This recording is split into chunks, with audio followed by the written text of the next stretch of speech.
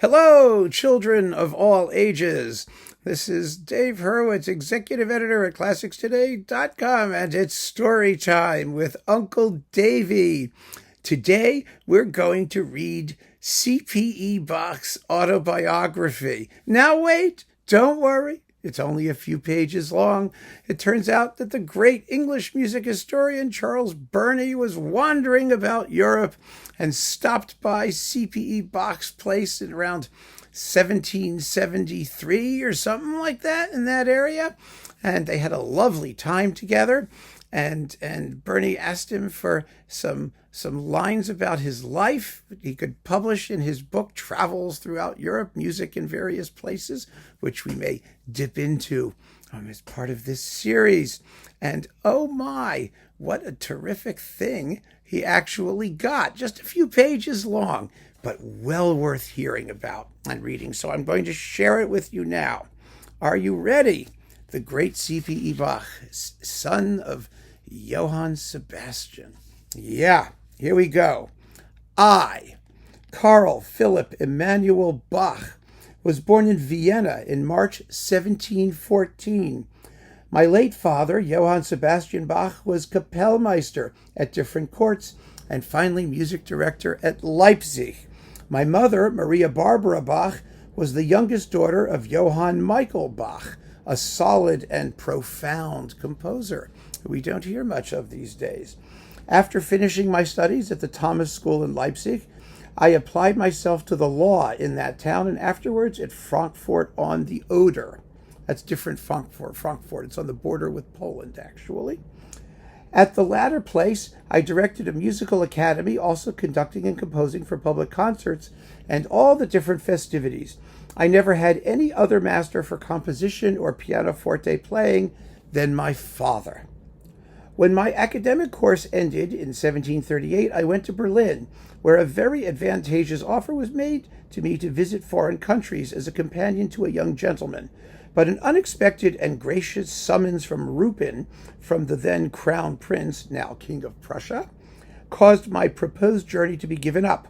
Owing to certain circumstances, however, it was the year 1740 on the occasion of His Prussian Majesty, on the accession, of His Prussian Majesty to the throne, when I was first formally installed in his service, and I had the honor to accompany him on the piano, the first solo on the flute played by His Majesty. They hated each other, by the way. I mean, they got along, but Frederick the Great appreciated CPE's piano playing and accompanying, and CPE didn't appreciate much of anything about Frederick, certainly not his musicianship. Frederick didn't care for CPE's music, which was far too advanced for Frederick's conservative tastes. Just a little aside there. From that time till November 1767, I continued steadily in the Prussian service, although I had more than one opportunity of accepting excellent offers elsewhere. His Majesty was so gracious as to render this unnecessary by adding a considerable sum to my salary. In 1767, I was offered the situation of the deceased Kapellmeister Telemann as director of music in Hamburg. That Telemann was CPE's godfather, incidentally. They were all quite friendly. After many respectful applications, tells you how he really felt about staying and working with Frederick, doesn't it? After many respectful applications, I at last received my discharge from the king, and the sister of His Majesty, Princess Amelia of Prussia, did me the honor before my departure to appoint me her Kapellmeister. Princess Amelia was weird. Princess Amelia was even more conservative than her brother. She had an organ in her living room, or in her bedroom or something like that. I mean, a pipe organ. We're not talking about a little organette thing. I mean, we're talking an organ. And she is the person for whom C.P.E. Bach wrote his organ sonatas, which she probably never played. But they respected his genius as a musician, as an executory musician. Since my residence here, that is in Hamburg, I have had some flattering overtures made to me, which, however, I have invariably declined. My duties in the Prussian service never allowed me to spare time to travel in foreign countries, so I have always remained in Germany and have only made a few expeditions in my fatherland. The absence of foreign travel would have been more prejudicial to me in my profession if I had not, from my youth upwards, enjoyed the rare good fortune to have at home, and likewise to hear there, the most admirable of all species of music, to make acquaintance with many masters of the very highest class, and to gain their friendship. I had the same privilege in my youth at Leipzig, for hardly any professor of music passed through that city without making the acquaintance of my father and playing before him. The grandeur of my father in composition and in organ and pianoforte playing, so particularly his own, was too widely known for any musician of note to miss the opportunity of associating, if possible, on an intimate footing with that great man. I need not say much of all that was to be heard at that period, especially in Berlin and Dresden. Who does not know that epoch, when in music as well as in its more accurate and delicate mode of execution, a new period commenced, by which the art of harmony attained such a height that my feelings lead me to fear that it has even already very much deteriorated. Of course, things suck now. The lament we hear from everybody in every period in history. Everything is declining always, until we look back on the great masters who lived at that time, raising things to their heights from which we are living in this period of decadence.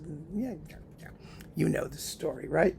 I believe, and so do many far-seeing men, that the gay comic style, now so popular, has the greatest share in this. Of course, the Italians, those Italians, filthy, dirty Italians, with their tunes. Ugh. Anyway, without quoting men who might perhaps be reproached with having written little or nothing really humorous, I will name one of the greatest living masters in that style, Signor Galuppi, who in my house at Berlin entirely agreed with me, relating to me on that occasion many ludicrous incidents that he had witnessed in some Italian churches. You see, there's Italy. He slipped it in there, you know. In short, I was obliged to rest satisfied, and was quite willing to be satisfied by hearing, in addition to all the great masters of our fatherland, the best class of every kind sent to Germany by foreign countries. And I think there is scarcely one species of music in which I have not heard the greatest proficients. Yes. It would not be difficult for me to fill up a large space with the names of those composers, singers, and instrumentalists of all sorts whom I have known, if I chose to be diffuse and to exert my memory to recall them. But this I do know to a certainty, that among them were men of genius, whose equals in their own style and grandeur have never again appeared.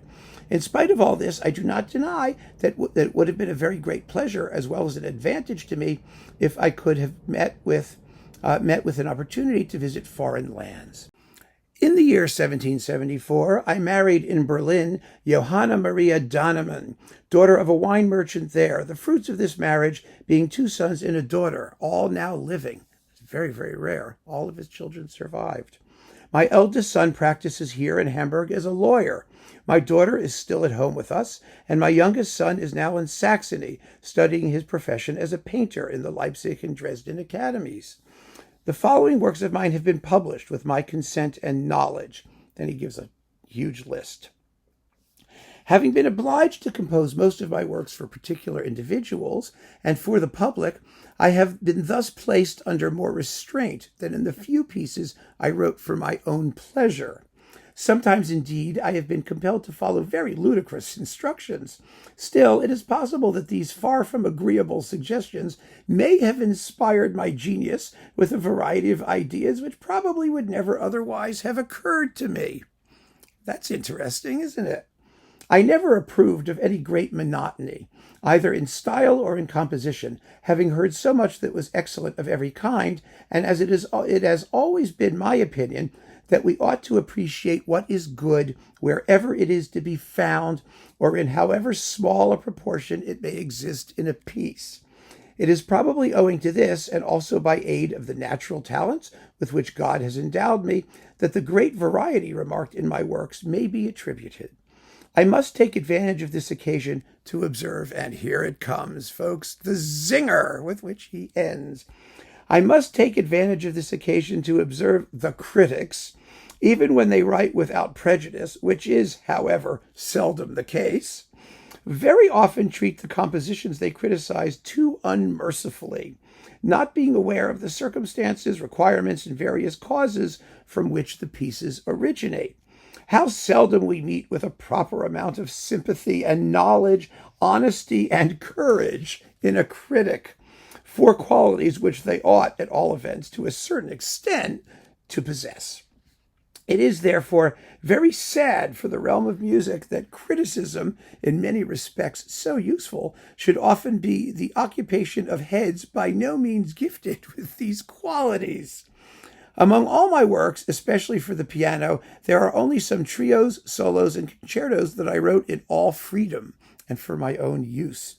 My chief study, particularly in later years, has been directed to arrange for the piano, in spite of its deficiency in sustaining power, so that playing should resemble singing as much as possible.